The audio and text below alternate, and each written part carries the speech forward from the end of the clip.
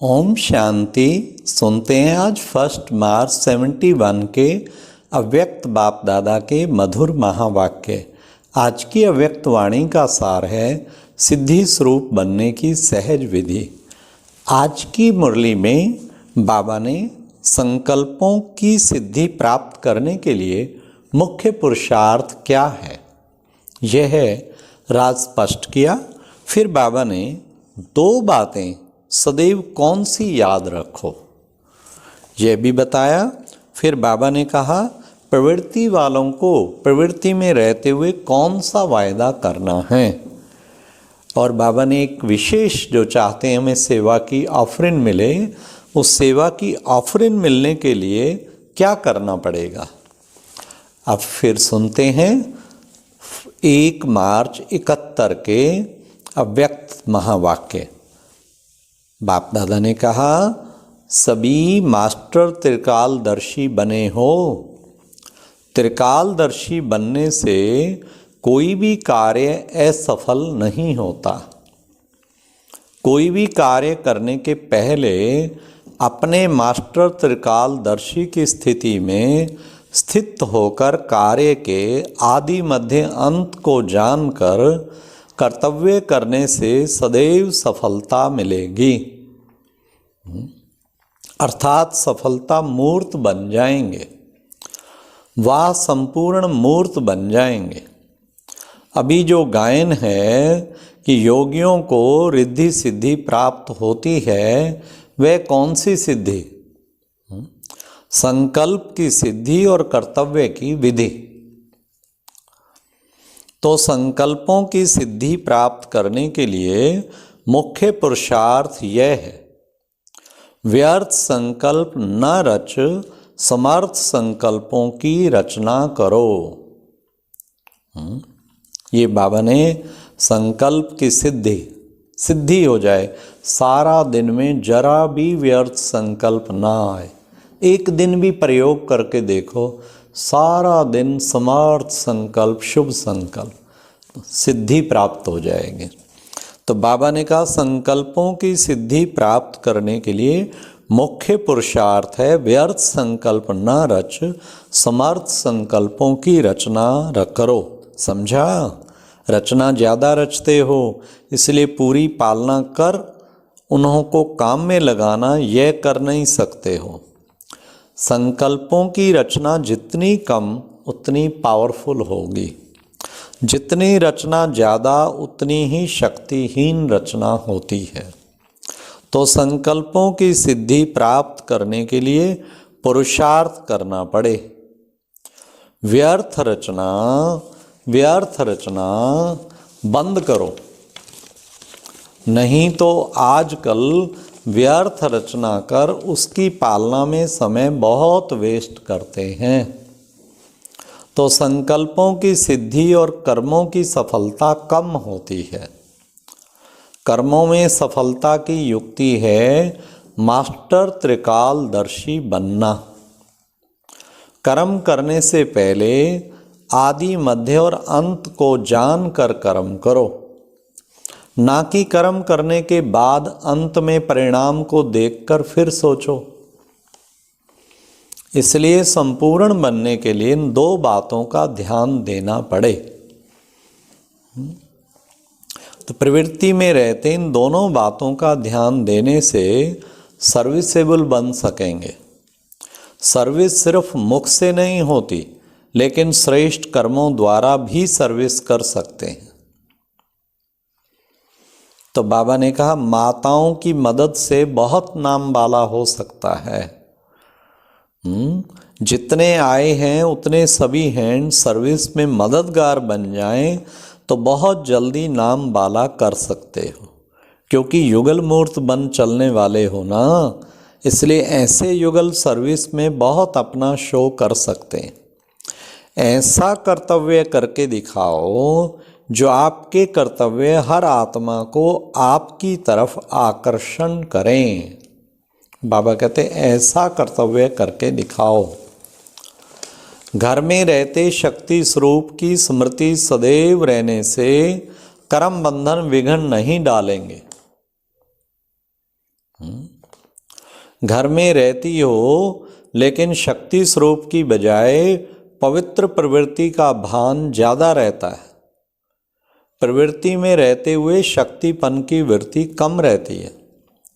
इसलिए अब तक जो आवाज़ निकलता है कि कर्म बंधन है, क्या करें, कैसे कर्म बंधन काटें, यह आवाज़ इसलिए निकलता है क्योंकि शक्तिपन के अलंकार सदैव कायम नहीं रहता। शक्तिपन का अलंकार सदैव कायम रहे तो फिर यह आवाज़ कर्म बंधन वाला खत्म हो जाए। इसलिए दो बातें सदैव याद रखना। क्या बाबा से सुनते हैं, एक तो चेंज होना है और दूसरा चैलेंज करना है। शक्ति रूप में अपनी वृत्ति और स्वरूप को भी चेंज करना, और जितना जितना अपने को चेंज करते जाएंगे उतना औरों को चैलेंज कर सकेंगे। इसलिए दो बातें याद रखना। जब सुकर्म करते हो तो बाप का स्नेही स्वरूप सामने आता है ना, और अगर कोई विक्रम करते हो तो विकराल रूप सामने लाना चाहिए।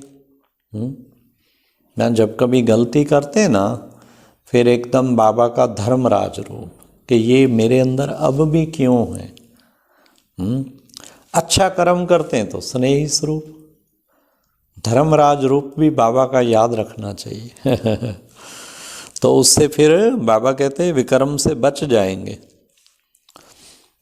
आप लोग स्नेही तो हो ना, स्नेही सदैव सुकर्म होते हैं।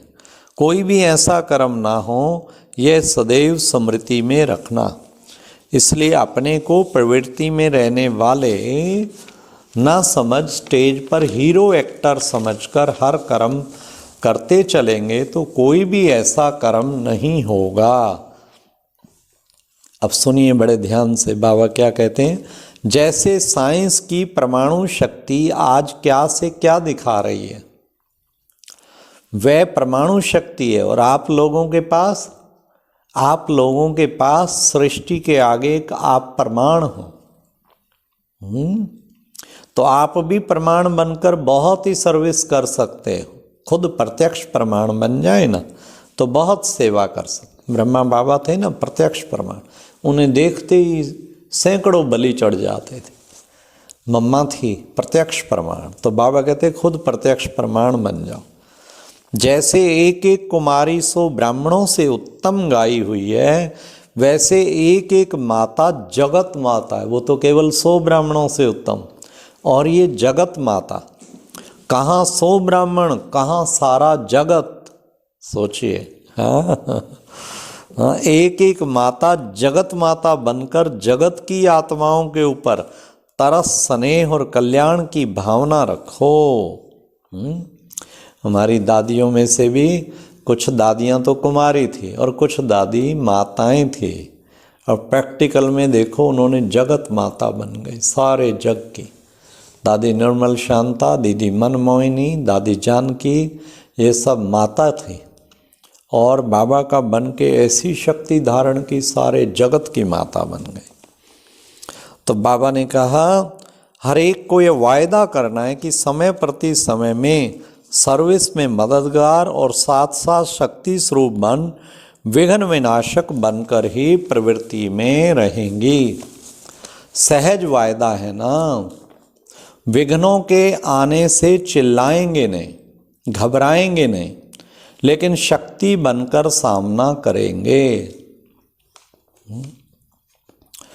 कोई भी प्रकार की आसक्ति है तो वहाँ ही माया भी आ सकती है। अगर कहीं भी आसक्ति, मोह है, अटैचमेंट, तो फिर माया भी आ सकती है।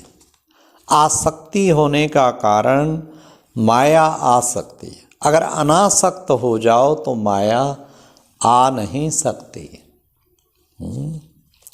अपने आप को खुद ही ऑफर करना है। किस चीज़ के लिए?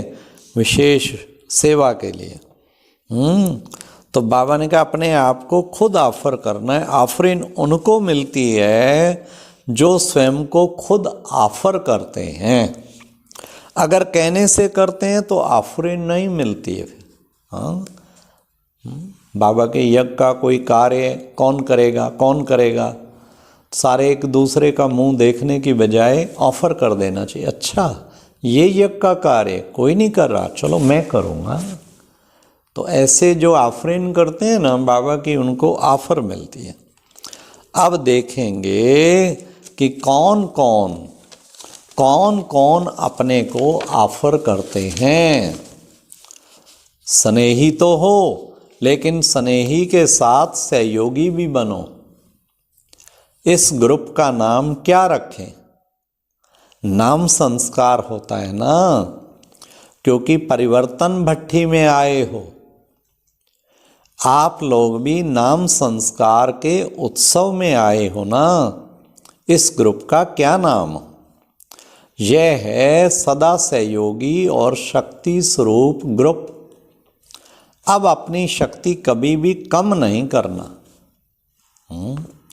जब अपनी शक्ति को गवा देते तो रावण भी देखता है कि अपनी शक्ति को गवा बैठे हैं,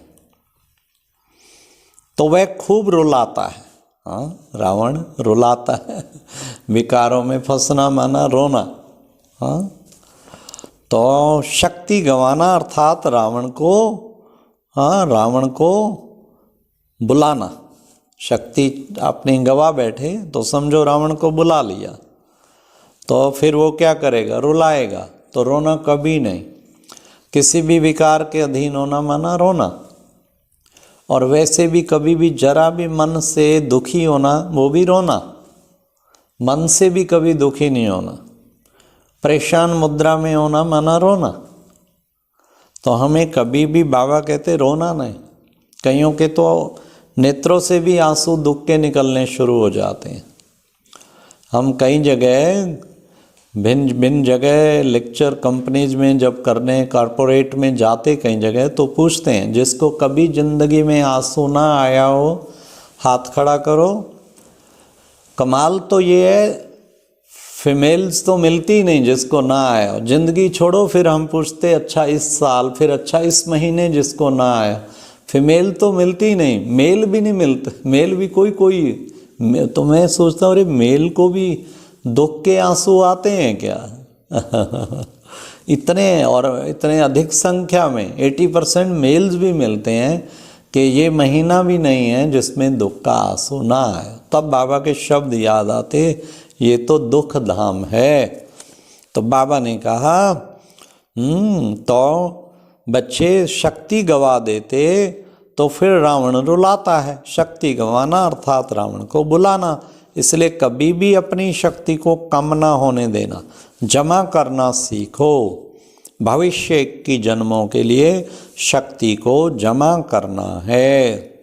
अभी से जमा करेंगे तो जमा होगा। इसलिए सदैव यही सोचो कि जमा कितना किया है। अच्छा, ओम शांति। तो आज क्या संकल्प करेंगे? प्रतिज्ञा। सिद्धि प्राप्त करनी है संकल्पों की, उसके लिए व्यर्थ जरा ना हो, सारा दिन समार्थ। और एक दृढ़ प्रतिज्ञा करें कि जिंदगी में कभी रोना नहीं है, आँख से आंसू ना आए। मम्मा एक बार भी आंसू नहीं बहाया। कितनी हमारी बहनें भाई शक्ति स्वरूपा, दुख का आंसू ना आए। बाबा साथ है ना, 1000 भुजाधारी, तो रोएं किस लिए? इसलिए चिंता की कोई बात नहीं। ठीक है, अच्छा, ओम शांति।